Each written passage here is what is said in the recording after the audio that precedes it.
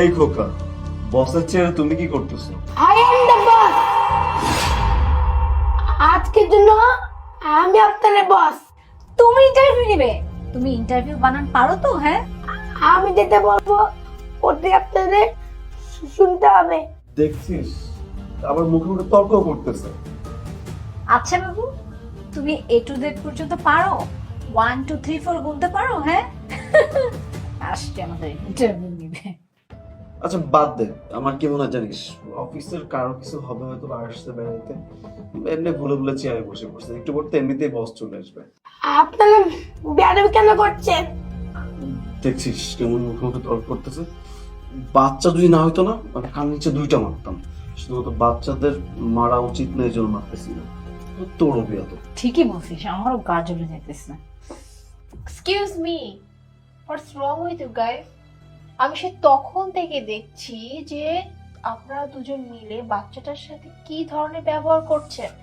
মানে আপনারা তো দুজন যথেষ্ট বড় ম্যাচিউর, ও না হয় বাচ্চা, কিন্তু আপনারা ওর সাথে কি ধরনের ব্যবহার করছেন? আর ও যেহেতু এই চেয়ারে বসে আছে, নিশ্চয়ই কোনো কোনো কারণ আছে, কারণ এই চেয়ারে তো যে কেউ বসতে পারে না, রাইট? এতটুকু বোঝার ক্ষমতা কি আপনাদের মধ্যে নাই? কিন্তু না, আপনারা বাচ্চাদের সাথে যা ইচ্ছে তাই ব্যবহার করছেন, কত কিছু বলে যাচ্ছেন। এই যে আপু, আপনি আপনি কি বললেন, এই তুমি কি A to Z পারো, ব্লা ব্লা কত কি। আপনি কি একটু খারাপ লাগে না এই বাচ্চাটার সাথে এই ধরনের ব্যবহার করতে?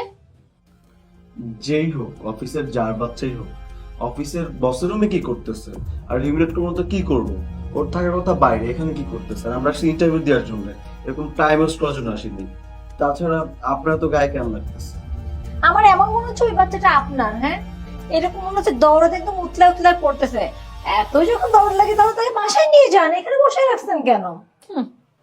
আপনি আর আপনি দুজনে বেয়াদব। আপনাদের দুজনের চাকরি হবে না, ওই আন্টি চাকরি হবে। দেখছিস কি সব বলতেছে, আমার না রাগ উঠতেছে, কন্ট্রোল করতে মন চাইতেছে ধরে নিয়ে।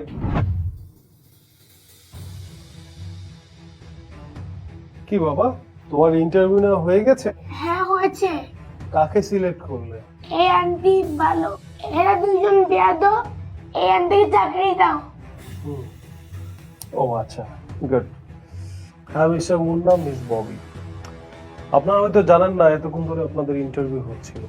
মানে স্যার এসব কি বলছেন? আর তাছাড়া আমরা অনেকক্ষণ যাবত ওয়েট করতেছি স্যার আপনার জন্য। আপনি কাইন্ডলি ইন্টারভিউটা দ্রুত শেষ করুন, এমনিতে বসে আছি সকালে। আপনাদের ইন্টারভিউ কমপ্লিট, আপনাদের চাকরি হয়নি, চাকরি হয়েছে মিস মুনার, আপনারা দুজন আসতে পারেন। মানে মানে কি, এই বাচ্চার সাথে আপনারা এতক্ষণ যা করেছেন, সঙ্গে ক্লোজ ক্যামেরা আছে, সবকিছু আমি বাইরে থেকে দেখেছি। আসলে আপনাদের ইন্টারভিউ ছিল ম্যানারের, আপনাদের মধ্যে কোনো ম্যানারই নেই। ও একটা ছোট বাচ্চা, ওকে আপনারা বুঝিয়ে বলতে পারতেন, তা না করে ওর সাথেও আপনারা ব্যবহার করেছেন। কি বলছেন স্যার এসব? আমার সাথে খারাপ ব্যবহার কখন করলাম? আমি আপনাদের সাথে আর কথা বলতে চাই না, কাইন্ডলি আপনারা যেতে পারেন। কিন্তু স্যার দেখুন, আমরা দুজন ভালো রেপুটেড ইউনিভার্সিটি থেকে পাশ করে আসছি, আপনি আমাদের ইন্টারভিউ নেবেন? কি বাচ্চাকে দিয়ে ইন্টারভিউ নিয়েছেন? হ্যাঁ, মগের মূল্য পাইছেন নাকি? দেখুন, বড় বড় ইউনিভার্সিটি থেকে পাশ করলেই শিক্ষাগত যোগ্যতা থাকে না।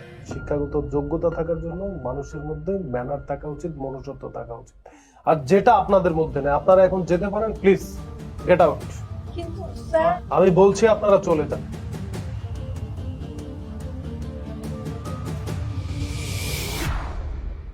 মিস মোনা, কংগ্রাচুলেশন, আপনি আমাদের কোম্পানিতে জয়েন করতে পারেন। আপনি হয়তো জানেন যে আমি দেশের বাইরেই থাকি বেশিরভাগ সময়। আমার বাচ্চার দেখাশোনা আর এই কোম্পানি টোটাল দায়িত্ব আপনার কাছে দিয়ে যাচ্ছি। আপনি ঠিকঠাক ভাবে এগুলো দেখে রাখবেন। কি বাবা, ঠিক আছে? Thank you so much. আর স্যার, একটা কথা কিন্তু বলতেই হবে, আপনার ছেলেটা কিন্তু খুব স্মার্ট।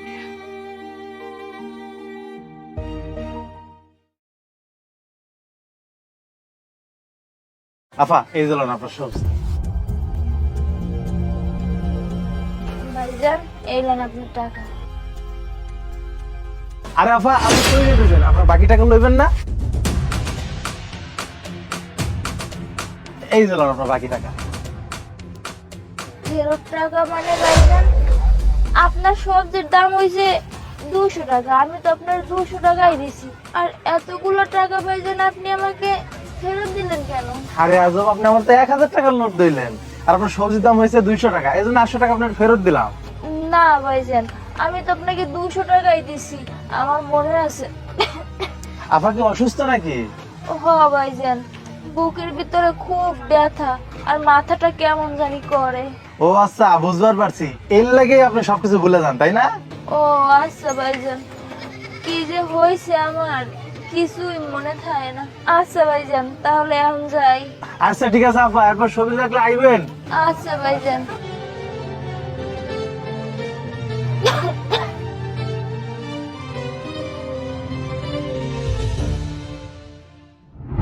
আপু আপনার জিনিস 200 টাকা। এই নেন আপা, আপনি 200 টাকা। আপু আপনি কোথায় যাচ্ছেন? আপনি তো টাকা পান, এই যে 300 টাকা। আপা, আপনার তো 200 টাকা হয়েছে, আমি তো আপনার 200 টাকাই দিছি। এই 300 টাকা আমার কিসের বুঝলাম না। কি বলেন আপু, আপনি কি ভুলে গেলেন নাকি? আপনি আমাকে 500 টাকা দিয়েছেন, আর আপনার টোটাল কত টাকা হয়েছে? 200 টাকা। এখন আমি কি আপনার এই টাকা খেয়ে আমি কি আল্লাহর কাছে পাপের ভাগীদার হব? আমি কারো হকের টাকা খাই না। আপনার 300 টাকা খাইলে পরে আল্লাহ আমাকে পাপ দিবে, আমি এসব পাপের ভাগীদার নিতে পারবো না। এই টাকা আপনার। আসলে আপা, আমার কি যে হয়েছে কিছুই মনে থাকে না, হয়তো বা আমারই ভুল হয়েছে। আরে ব্যাপার না, এরকম টুকটাক হয়ে থাকে মাঝে মধ্যে, এরকম মানুষ সবকিছু ভুলে যায়। আচ্ছা ঠিক আছে, আপনি যান। আচ্ছা আপা।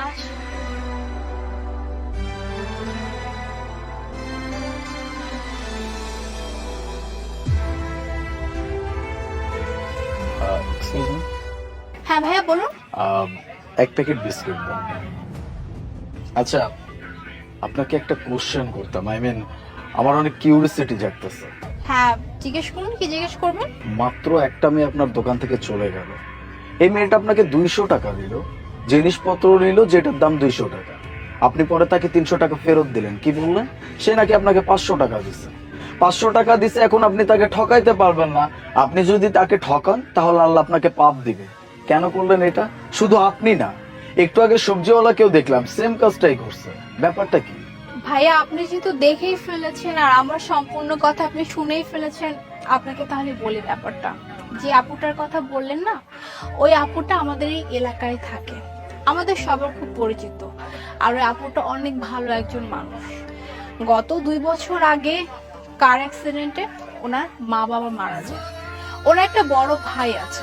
মা বাবা মারা যাওয়ার পরে তার যে বড় ভাই, এই বোনটাকে একা ফেলে তার ভাবিকে নিয়ে বিদেশে চলে যায়। কারণ কি জানেন? ওই যে কার অ্যাক্সিডেন্টের সময় তার মা বাবাও তো মারা গিয়েছে, কিন্তু এই মেয়েটা না ওই সময়টা আর কি নিতে পারে নাই। তার মা বাবার মৃত্যু দেখে তার মাথায় একটু সমস্যা হয়ে গেছে। এই ধরুন আর কি, একটু পরপর না সবকিছু ভুলে যায়, শারীরিকভাবে একটু অসুস্থ থাকে। তার বড় ভাই আর ভাবি এই বোঝাটা নিতে পারবে না, তাই তো তাকে একা ফেলে অসুস্থ অবস্থায় বিদেশে চলে গেছে। আরো কি করেছে জানেন? এই মেয়ের নামে যত সম্পত্তি ছিল সব কিছু লিখে দিছে, কারণ এই মেয়ে তো কিছুই জানে না, ওই যে বলে যায়। তাই আমরা এই এলাকার যত মানুষজন আছি সবাই মিলে এই সিদ্ধান্ত নিলাম যে এই মেয়েটাকে আমরা সাহায্য করব, কারণ উনি তো কিছু মনে রাখতে পারে না, একটু পরপরই ভুলে যায়। আর এই সুযোগটি আমরা কাজে লাগাচ্ছি। এই ধরুন, কখনো আমরা তাকে সবজি বেশি দিয়ে দেই, জিনিসপত্র বেশি দিয়ে দেই, বা টাকা বেশি দিয়ে দেই। তাতে করে কি হয়? তাতে করে উনি ভাবে যে না, উনি হয়তো ভুল করেছে, কিন্তু উনি নিজেও জানে না যে ওনার কাছে কখন কি থাকে কি থাকে না। হয়তো কখনো বেশি টাকা থাকে, কখনো কম টাকা থাকে। এর জন্য আমরা এই সাহায্যটা করি, যাতে করে উনি বুঝতে না পারে। বাহ, অনেক সুন্দর আইডিয়া তো, কিন্তু এতে আপনাদের লস হয়ে যায় না? না ভাইয়া, লস হয় না। ওই যে আল্লাহ পাক আছে, আর আপনি তো জানেনই, মানুষের জন্য কিছু করলে স্বয়ং আল্লাহ তার জন্য কিছু করে। আর আপনি কি জানেন, যখন থেকে আমি এই আপুটাকে সাহায্য করা শুরু করেছি, আলহামদুলিল্লাহ আমার দোকানের বেচা কিনা দ্বিগুণ হয়ে গেছে, আমার কোনো সমস্যাই হচ্ছে না।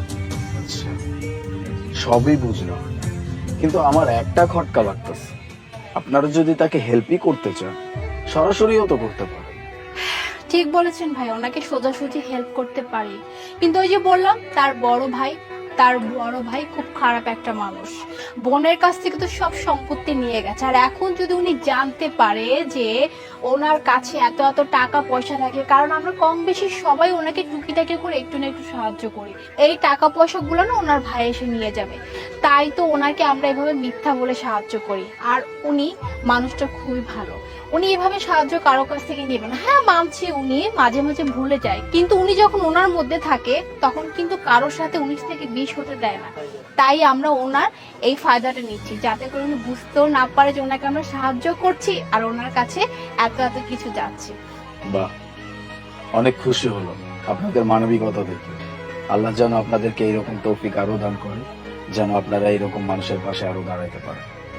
যদি আমি এরকম মানুষের পাশে দাঁড়াইতে পারতাম, নিজের কাছে অনেক প্রাউড ফিল হতো। বাই দ্য ওয়ে, বিস্কিট দেন। হ্যাঁ দিচ্ছি, wait.